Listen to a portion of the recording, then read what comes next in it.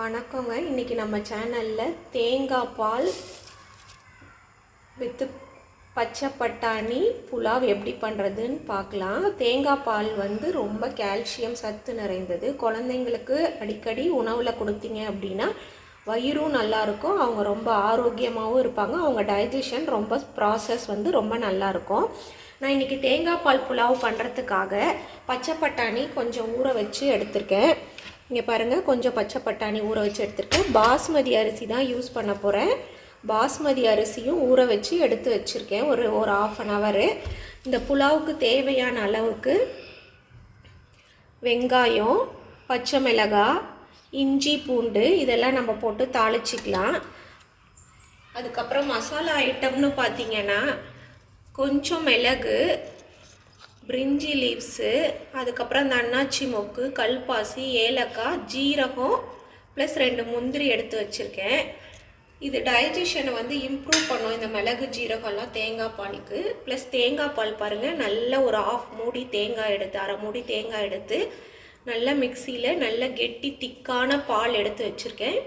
இந்த பால் எப்போ ஆட் பண்ணணுங்கிறது ரொம்ப இம்பார்ட்டண்ட், அது உங்களுக்கு சொல்கிறேன். இந்த வீடியோவை பாருங்கள்.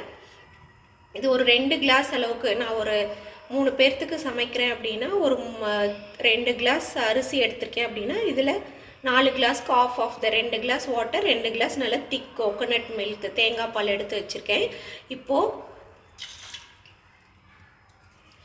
சட்டி இது குக்கரில் தான் தாளிக்க போகிறேன். உங்கள்கிட்ட நெய் இருந்தால் ஆட் பண்ணிக்கோங்க, இல்லை அப்படின்னா கடலை எண்ணெய் யூஸ் பண்ணிக்கலாம்.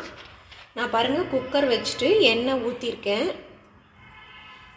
நல்லா எண்ணெய் விட்டுக்கோங்க. தேங்காய் பால்லையும் உங்களுக்கு அந்த பசை இருக்கும், அதனால் உங்களுக்கு கொஞ்சமாக எண்ணெய் விட்டால் போதும். இப்போ பாருங்கள், எண்ணெய் நல்லா சூடான பிறகு கடுகு போட்டுக்கலாம். கடுகு போட்டுட்டு நான் சொன்னேன் இல்லையா உங்ககிட்ட மசாலா ஐட்டம்ஸ், இந்த மிளகு, ஜீரகம், பிரிஞ்சி லீவ்ஸு அது எல்லாத்தையும் இதில் நான் ஆட் பண்ணிடுறேன். ஜீரகம் மட்டும் கொஞ்சம் நேரம் கழித்து ஆட் பண்ணிக்கலாம், மற்ற ஐட்டம்லாம் ஆட் பண்ணிடலாம். ஏன்னா ஜீரகம் உங்களுக்கு தீஞ்சிரும் இல்லையா, அதனால் கடைசியாக ஆட் பண்ணிக்கலாம். ஸோ இந்த ஐட்டம்லாம் நான் ஆட் பண்ணிட்டேன். இது நல்லா பொரிஞ்சு வரட்டும். பொரிஞ்சு வந்த பிறகு நான் ஜீரகமும் இதோட ஆட் பண்ணிக்கிறேன்.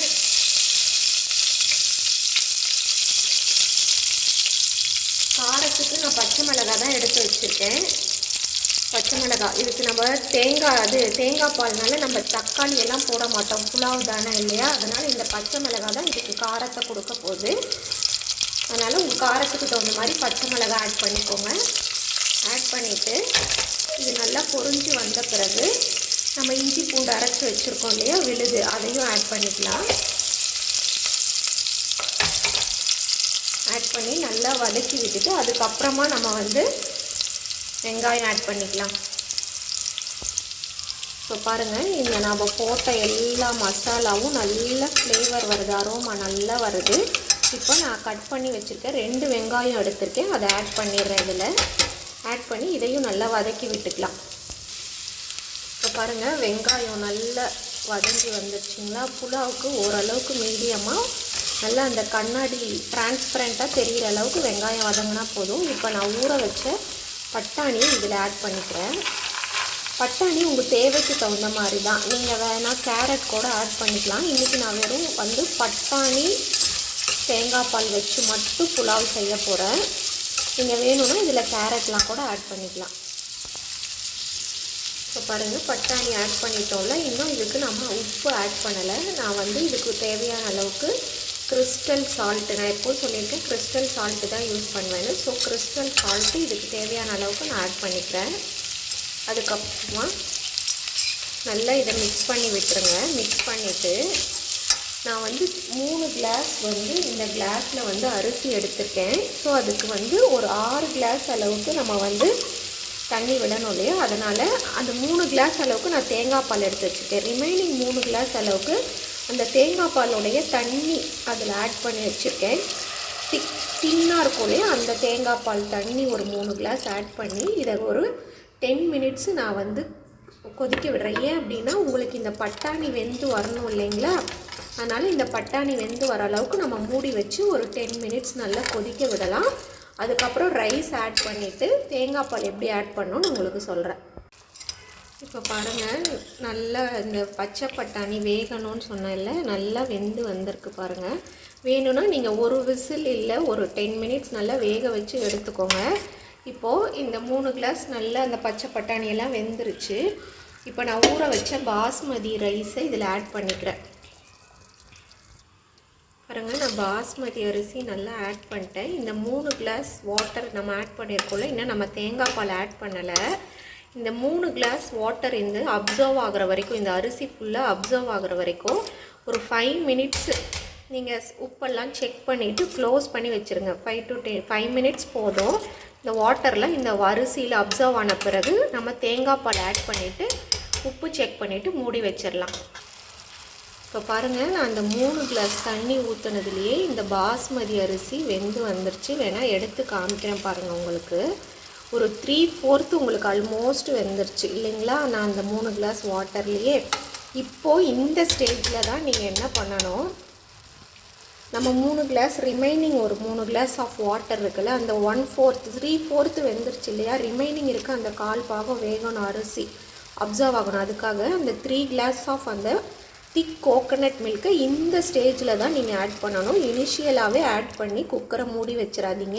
ஏன் இதை சொல்கிறேன் ஸ்பெசிஃபிக்காக அப்படின்னா, தேங்காய் பாலை நீங்கள் ரொம்ப நேரம் பாயில் பண்ணக்கூடாது. அந்த சூட்லேயே நம்ம என்ன செய்யணும் அப்படின்னா, இந்த அரிசி பாதி வெந்து வந்துருச்சு இல்லைங்களா, இந்த ஸ்டேஜில் ஸ்லோ பண்ணிவிட்டு இந்த தேங்காய் பாலை ஆட் பண்ணணும்.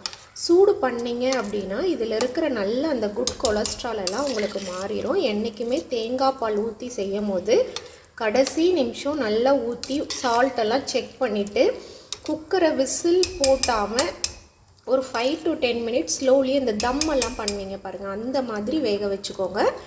அதனால தான் உங்களுக்கு இந்த தேங்காய் பாலில் இருக்க சத்துக்கள் உங்களுக்கு முழுசாக கிடைக்கும். ப்ளஸ் நல்லதும் கூட, உங்களுக்கு குட் கொலஸ்ட்ராலாக மெயின்டைன் ஆகும். இப்போ பாருங்கள், நான் இந்த ரிமைனிங் கிளாஸ் ஆஃப் வாட்டரும் சால்ட்டும் செக் பண்ணிவிட்டேன். எனக்கு எல்லாமே கரெக்டாக இருக்குது. இப்போ நான் குக்கரை க்ளோஸ் பண்ணி ஒரு 5 to 10 மினிட்ஸ் ஸ்லோலியே வச்சுருக்க போகிறேன்.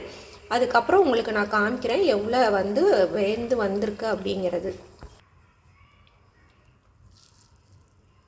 பாருங்கள், தேங்காய் பால் நல்லா அப்சர்வ் ஆகி நம்ம அரிசி பாஸ்மதி ரைஸ் நல்லா வெந்து வந்திருக்கு.